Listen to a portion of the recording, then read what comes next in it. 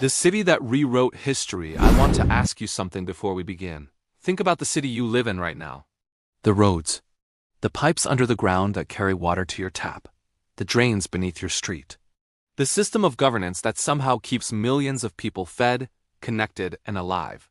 Now tell me, how long did it take humanity to build all of that? The answer most people give is centuries. Thousands of years of trial and error. Slow, painful progress from mud huts to the modern world. But there is a problem with that answer. Because there was a city, a real city, not a myth, not a legend, that had all of those things. Grid-planned streets. Indoor plumbing, a covered sewage system beneath every road.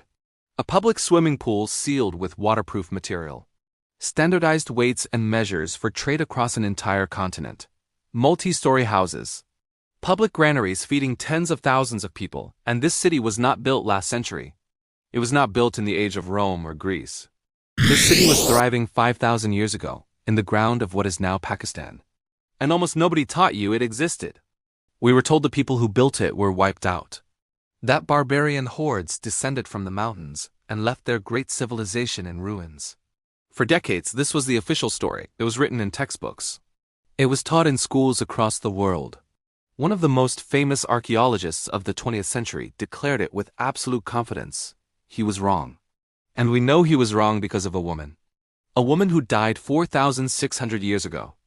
A woman who was buried not in a palace, not in a royal tomb with golden treasures and monuments to her greatness, but in a quiet, simple grave surrounded by a few ceramic bowls. Her name we will never know. But in 2019, scientists spent months trying to extract her DNA from a fragment of ancient bone, screening 61 skeletal samples before finding one single fragment that yielded enough genetic material. And what she told us from across 4,600 years of silence changed everything we thought we knew. Almost everything we were taught about this civilization was wrong. This is the real story. Before we talk about how it ended, we need to understand what they built. Because what they built was extraordinary in a way that should make every one of us stop and think. Between 2600 and 1900 BCE, while Egypt was constructing pyramids to glorify dead kings, while Mesopotamia was building towering temples to distant and demanding gods, the people of the Indus Valley were doing something no civilization had ever attempted before. They were building for the living. The Indus Valley Civilization stretched across 1.25 million square kilometers, covering what is today Pakistan, northwestern India, and parts of Afghanistan. To put that in perspective, it was twice the size of ancient Egypt, twice the size of Mesopotamia, the largest civilization on the surface of this earth at its time. And at the beating heart of it, a city, Mohenjo-daro. In the Sindhi language, the name means Mound of the Dead. At its peak, this single city was home to between 40,000 and 80,000 people, making it one of the largest cities anywhere on the planet in its era. Now here's what made it different from every other ancient city in the world. The streets ran in perfect grids, north to south, east to west, with a mathematical precision that would impress a modern urban planner. Every single brick used across the entire civilization, in cities separated by hundreds of miles, followed an identical ratio of 1 to 2 to 4 in its dimensions. Think about what that means. Someone, some authority, was regulating building standards across a territory the size of Western Europe, without telephones, without computers, without anything we would recognize as modern communication. The engineering underground was even more remarkable. They had a covered sewage system running beneath every street, connecting to individual household bathrooms, private wells, and drainage channels. A hygiene infrastructure more sophisticated than anything Europe would build for another 3,500 years. They had a great bath, a massive public water tank sealed with waterproof bitumen, not as a monument to a ruler, but as a functional public utility. The earliest evidence in human history of urban planning that put the health of ordinary people before the ego of any king. They had granaries capable of feeding entire cities, multi-story buildings, ventilated rooms designed for the desert heat, standardized weights for merchants to use in trade across the entire subcontinent. And they had toys for their children, musical instruments, and board games. These were not primitive people clinging to survival at the edge of history. These were people living in the future. And then there is the single detail that stops every archaeologist cold when they first encounter it. Across the entire Indus Valley, Civilization across 700 years of one of the most sophisticated societies ever built on this earth. Archaeologists have found almost no evidence of organized warfare. No military fortifications designed for defense. No caches of weapons stockpiled for battle. No mass war graves. No imagery of kings conquering enemies carved in stone. No depictions of soldiers. No monuments to military victory. A civilization of 5 million people apparently governed itself for 700 years without war. And here is the thing that makes this even stranger. No palace has ever been positively identified at any Indus Valley site. No royal tomb. No monument to any individual ruler. Nothing that says this person was in charge, this person had power over all the others. Who was running everything? We genuinely do not know. Because they left us their words and we cannot read them. Every written language in human history has eventually been decoded. Egyptian hieroglyphics, cracked open in 1822 when the Rosetta Stone provided the key. Mayan glyphs, painstakingly decoded across the 20th century by generations of linguists. Sumerian cuneiform, understood from thousands of clay tablets found in the ruins of Mesopotamia. But one script, used by millions of people across the largest civilization on Earth, has defeated every linguist, every mathematician, and every artificial intelligence system ever pointed at it. Over 4,000 inscribed objects have been found. The script contains between 400 and 600 distinct signs. It appears on small seals, on pottery, on copper tablets, spread across the entire civilization as if it was the backbone of their administrative system. Scientists have studied it for a century. Statisticians have analyzed the pattern frequencies of the symbols. In January 2025, officials announced a $1 million prize for anyone who can decode it. The prize has not been claimed. Not a single word, not a single name, not a single number that we can read with certainty. A civilization of millions left us a message. They inscribed it on thousands of objects. They carried it across an entire continent for 7 centuries. And we have been holding it for 4,000 years. And we cannot read it. What were they trying to tell us? Now we come to the part of this story that haunted archaeologists for the better part of a century. The bodies. When excavators reached the final occupation layer of Mohenjo-daro, the last period before the city went silent, they found something that nobody was prepared for. 44 skeletal remains, scattered across streets and houses. Lying in debris and rubble, some face down. Some in positions that suggested a sudden, violent end. 2 found apparently mid-crawl toward a staircase, as if using their absolute last strength to reach the open air above.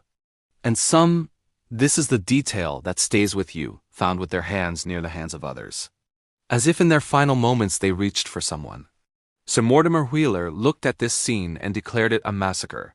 He said Aryan invaders had swept through the city in an act of conquest. He cited ancient Vedic texts, claiming the god Indra himself stood accused of this destruction. This became the accepted version of history, written into textbooks, broadcast in documentaries, repeated to generations of students on every continent. But when forensic archaeologists went back and actually examined the physical evidence, carefully, methodically, without the pressure to fit a dramatic narrative, the entire theory fell apart. These skeletons were not lying on ancient street surfaces as if struck down in sudden violence. They were embedded in layers of debris and silt that had accumulated after the city was already being abandoned. There were no signs of mass burning. No weapons anywhere near the bodies. No evidence of a coordinated violent event. And then, the dating analysis revealed the most unsettling fact of all. Some of these 44 individuals had died centuries apart from each other. This was not a massacre. These were ordinary people who died over a long period as the city slowly fell apart around them. Their burials gradually, eroding out of their contexts across thousands of years of wind and dust. The massacre was a story we told ourselves. The truth was quieter and far more human. So if there was no invasion, what really happened to Mohenjo-daro? The answer that scientists have now pieced together from satellite imagery, geological surveys, cave records, and climate simulations is one of the most terrifying things I have ever learned about the fragility of human civilization. The earth itself stole their water. I want you to imagine something for a moment.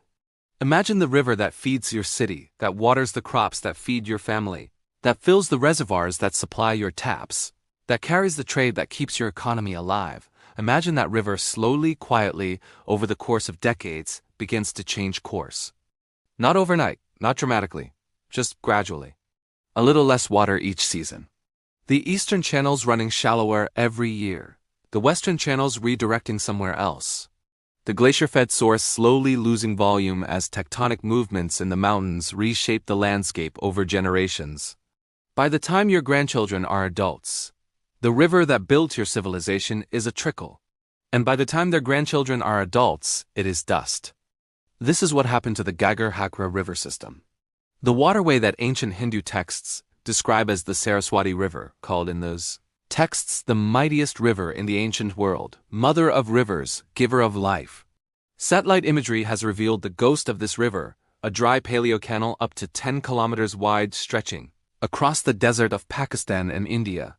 This was once a glacier-fed mega river carrying water from the Himalayas down through the heartland of the Indus Valley Civilization, the absolute lifeblood of 5 million people. But tectonic activity in the Himalayan foothills slowly rerouted its primary tributaries.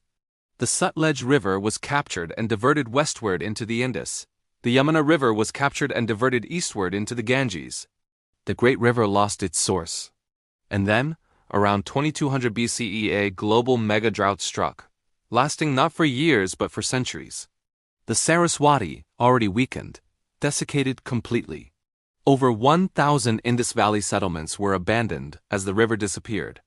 In the final years of Mohenjo-daro, the city that had been a marvel of human engineering for 7 centuries, the grand streets were encroached upon by makeshift structures. Buildings made from reused bricks. The elaborate drainage systems blocked or built over. The infrastructure slowly failing.